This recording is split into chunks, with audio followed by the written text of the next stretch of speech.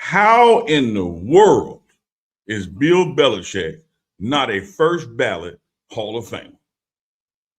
Man, stop it. Just stop it.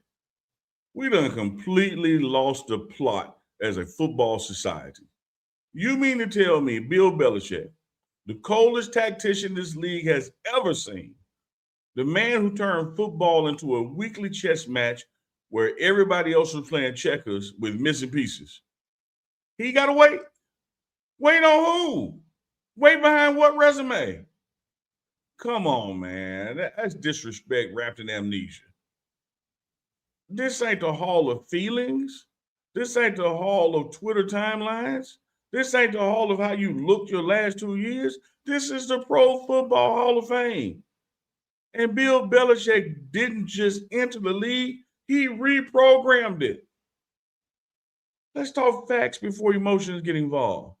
6 Super Bowls as a head coach, 8 rings total, 9 Super Bowl appearances, 30 plus playoff wins, 20 straight years of relevance in a salary cap league designed for parity. Parity. The league was built to stop exactly what he did, and it still couldn't stop him. And don't give me that, well, he had Tom Brady lazy excuse. That's for the folks who don't study tape.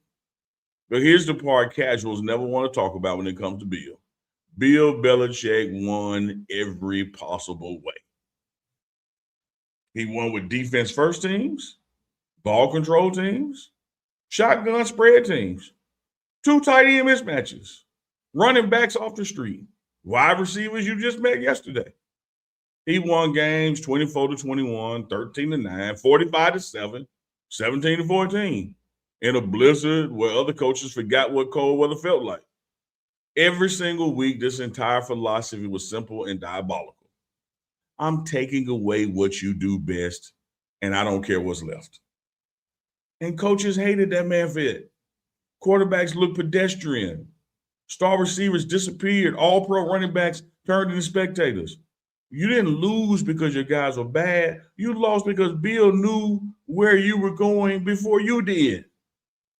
Now, let's really go there with Bill. Now, this man didn't just coach football. He weaponized preparation. Situational football, clock management, red zone defense, goal line packages, third down disguises, hell, Spygate. This stuff didn't become standard until he embarrassed the league with it. Every defensive coordinator with a laminated call sheet, every coach talking about complimentary football, every staff obsessed with matchups instead of talent, those are his children.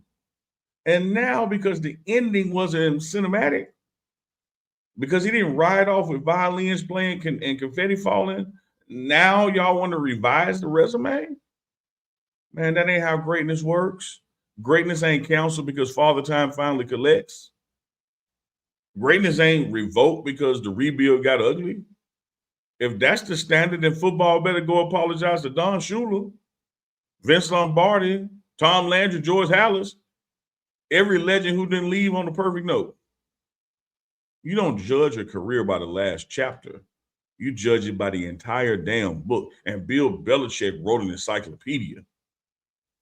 So I ask you, if he's not first ballot, then the Hall of Fame isn't about football excellence.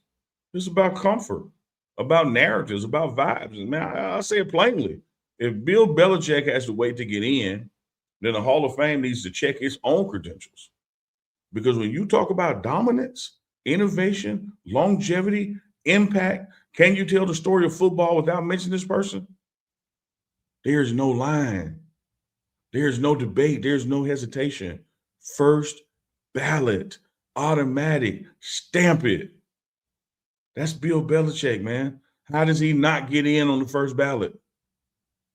But it bees that way with Morning Wood sometimes. Sometimes it just don't get in.